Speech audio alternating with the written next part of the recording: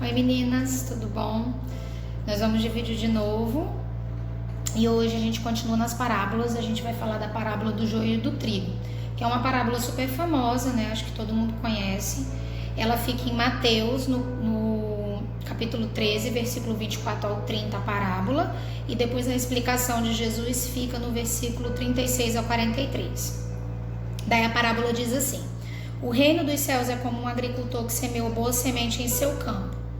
Mas uma noite, enquanto todos dormiam, seu inimigo veio e semeou o joio entre o trigo, e se foi.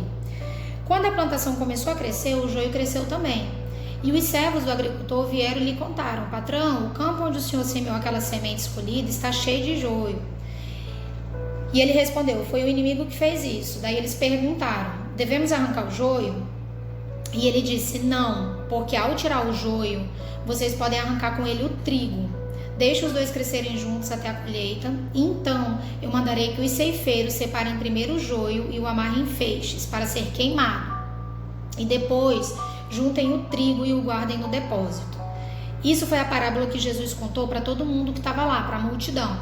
Depois, num outro momento, quando os discípulos perguntaram o significado dessa parábola, ele disse o seguinte: o filho do homem é o agricultor que lançou a semente escolhida. O campo é o mundo.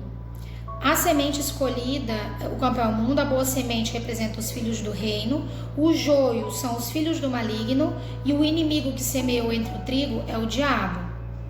A colheita é o fim dos tempos e os trabalhadores da colheita são os anjos. E aí ele fala: como o joio é separado e queimado no fogo, assim também será no fim dos tempos. O Filho do Homem enviará os seus anjos e eles separarão do reino tudo o que faz as pessoas tropeçarem, todos os que praticam o mal. Estes serão lançados na fornalha ardente, onde queimarão. Ali haverá choro e ranger de dentes. Então, os piedosos brilharão como o sol no reino de seu Pai. E aquele que tem ouvidos, ouça. Então, assim como todas as parábolas, Jesus usou situações e alegorias que as pessoas conheciam de fato. As pessoas conheciam o que era uma plantação de trigo e o que era o joio entre esse trigo. O que é importante de dizer é que o que é interessante é que a plantinha do joio, ela é idêntica à plantinha do trigo quando elas são pequenininhas, quando elas acabam de ser plantadas. Somente depois que elas amadurecem é que você consegue fazer a diferença entre o joio e entre o trigo, porque o trigo ele começa a ficar amarelado e o joio ele continua verde e feio e o trigo fica bonitinho. Eu vou tentar colocar aqui a diferença entre os dois. Mas Jesus usou essa comparação para dizer que nós estamos agora no momento da plantação, né? Como ele mesmo traduziu, o campo é o mundo e a boa semente ela representa os filhos do reino. Então, o dono, o agricultor, é o Filho do Homem. Então, Deus, ele colocou no mundo todo boas sementes escolhidas, né? A palavra de Deus diz que nós somos escolhidos e Deus nos colocou aqui no mundo por escolha dele. Só que do mesmo jeito que Deus trabalha no mundo, o inimigo também trabalha. Então, a palavra conta aqui que o inimigo ele foi lá à noite e semeou entre o trigo o joio. E esse joio vai crescer, e esse joio vai crescer junto com o trigo. Por quê? Porque é impossível de se distinguir nesse momento, antes que chegue a primavera, é impossível distinguir quem que é o joio e quem que é o trigo. Isso só será possível depois do amadurecimento, no momento da colheita. E ele deixa claro aqui que a colheita é o fim dos tempos, que essa colheita vai chegar, que os ceifeiros são os anjos, e eles vão determinar quem é o joio que vai para a fornalha ardente e quem é o trigo que vai para o celeiro, né, que seria o reino dos céus. Eu aprendo duas coisas com essa parábola. Primeiro, haverá uma colheita, haverá a ceifa, né? E em segundo lugar, que é impossível nesse momento em que a gente vive hoje distinguir quem é o joio e quem é o trigo. Sabe, a gente tem esse costume de dizer: porque fulano é de Deus, fulano não é de Deus. Porque ele anda assim, porque ele fala assim, ele não é de Deus. Isso acontece muito até mesmo no meio evangélico, sabe? Não só no mundo, como a gente chama. Isso acontece demais. Nós estamos completamente errados, como Jesus mesmo está dizendo aqui. Não é o momento de distinguir o joio do trigo. A gente não é capaz de fazer isso, sabe? Nós estamos nessa época da plantação e nós somos incapazes de distinguir quem verdadeiramente é o filho do reino. Isso aí não cabe a nós, né? Jesus disse isso aqui claramente, os anjos farão isso, sabe? Hoje, julgar conforme a aparência, nós podemos cometer um grande equívoco, porque nós somos todos iguais. Nós, os humanos, nós só vemos com os nossos olhos, né? A gente só é capaz de enxergar com os olhos, mas Deus, ele sonda o nosso coração, ele vê o que há dentro de nós. Lá em 1 Samuel, no capítulo 16, versículo 7, diz assim: o Senhor não vê como o homem vê a aparência, mas o Senhor vê o coração. Nós não temos a capacidade de sondar o coração de ninguém, nós não temos a capacidade de sondar os pensamentos de ninguém, só Deus pode fazer isso, sabe?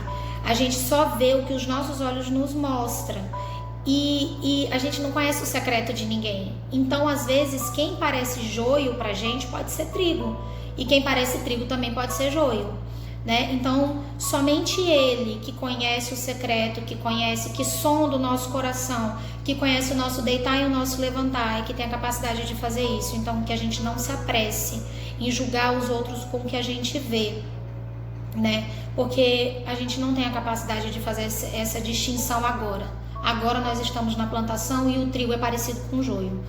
A segunda coisa que eu verifico aqui nessa parábola é que Deus é o dono do campo, certo?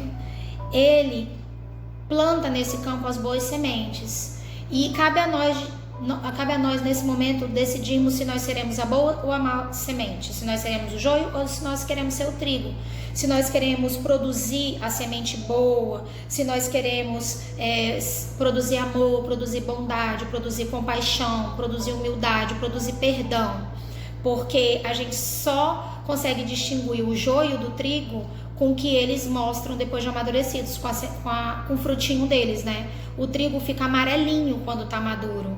O joio, ele continua verde e feio, sabe? Então, por isso que a gente só consegue distinguir depois do amadurecimento. Então, a gente distingue os dois pelo frutinho. Então, que fruta que a gente quer ser? Que fruto a gente quer dar? A gente quer frutificar amor ou a gente quer frutificar contenda, fofoca, desonestidade, intriga e ser joio, sabe? Porque Jesus, ele veio e através das parábolas ele deixou sempre o ensinamento do que era o reino dos céus, e ele deixa claro que haverá um dia, que será o dia da ceifa, que o ceifeiro, ele vai olhar o fruto de cada um, ele vai saber distinguir quem é o amarelinho do verdinho, quem é o joio, quem é o trigo, ele vai separar o trigo para o celeiro dele, que é o reino dos céus, e ao mesmo tempo ele vai pegar esse joio e ele vai jogar na fornalha ardente, que nós sabemos que é o lugar onde há choro e ranger de dentes. Então, quem você quer ser? Você quer ser o joio ou você quer ser o trigo? E para você ser o trigo, você precisa produzir sementes boas, você precisa dar frutos bons. É isso que eu vejo com essa parábola, é não julgar e se preocupar com a nossa própria semente, com o que a gente vai produzir. É isso, meninas. Eu espero que a gente consiga meditar nessa palavra, que essa palavra encontre-se em terra fértil no nosso coração e que a gente esteja sempre procurando ser o trigo, né, num mundo cheio de joio, que a gente não se preocupe se o outro é joio ou se o outro é trigo, que a gente se preocupe com a nossa plantinha, tá certo? É isso, um beijo pra vocês, até o próximo vídeo.